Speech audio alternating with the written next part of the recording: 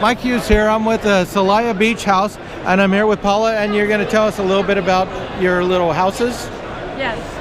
We're in Darwin, which is just about 7.5 kilometers south of Dumaguete. Okay. You can fly directly into Dumaguete to reach us. Darwin is right on Negros Island. It's right across the strait from Cebu, which is where Oslov, the village that has adopted whale sharks. So you go straight across there and you can either dive or snorkel with them? You can dive or snorkel, yes. Okay. And I'm going to just take a picture of this real quick here so they can see it's Dumaguete, Philippines, and yes. Some of this stuff. I lose the voice after a while. Okay, and then these are the houses? Yes, our accommodations are really large. They're absolutely lovely. The apartments are nearly 1,000 square feet, 1 bedroom, 1 bath. Our penthouses we have 2 different types of penthouse. They're either 1,400 square feet or nearly 2,000 on the That is large.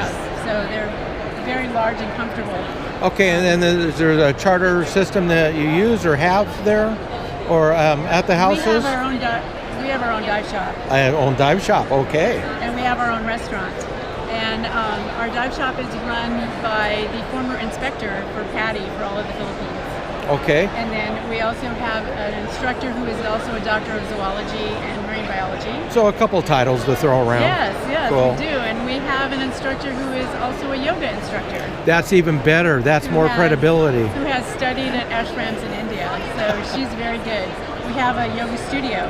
Now, how many divers do you take out on your boats, or? We have a maximum of 26. Okay. A maximum capacity of 26. We're a boutique resort. We can actually fit a few more in with, if you had to. If we had to, yes. Cool. The amazing thing about the diving is that many places in the world you need to pick your poison. You need to either dive macro, or you need to dive, mid-sized animals, or you need to dive big animals.